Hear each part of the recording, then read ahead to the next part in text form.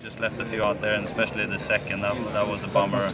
Yeah, that kind of threw me a little bit, and it was one of them. I stood there for quite a while Danny was playing his bunker shot and everything. Then he rammed a really firm, positive putt in, and I didn't even try to be aggressive on mine, but it was a quick putt, and trickled it down. I misread it as well, so I kind of hit it with a bit of pace on the low side.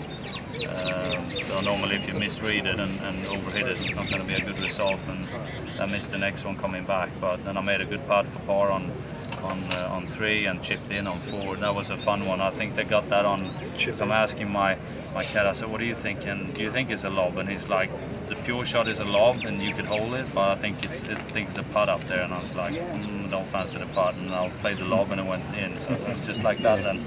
So I think they might have picked that up and tell you it was a fun conversation. But all in all, happy with the day, and I'm in prime position, and I hope I can play a solid round tomorrow. And I could play the golf of my life tomorrow and still be beaten, and I can play just solid enough and still win. You never know how final round will evolve and what's happening from the other guys.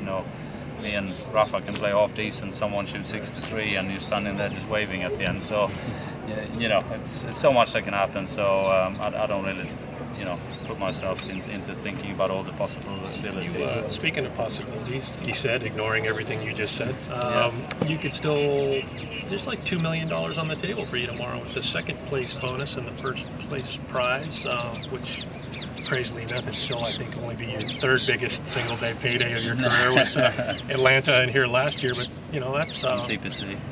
Yeah, Jacksonville. Yeah, that's a big one too. Yeah, but it's still a pretty.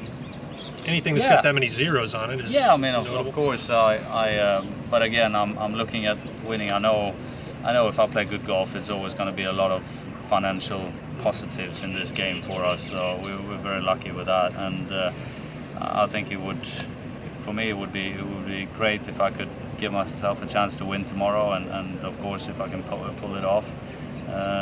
If I do that, and then I know I'm going to be second in the order of merit, and that's never a bad thing to follow up my win last year by second this year. I think that would be a very strong statement on still how well I played this season, even if I might have been a little bit under the radar at times then. So I would be happy with that, but we'll see what tomorrow brings. So I can just try my best, as I said, and I feel reasonably happy with my game. So it's.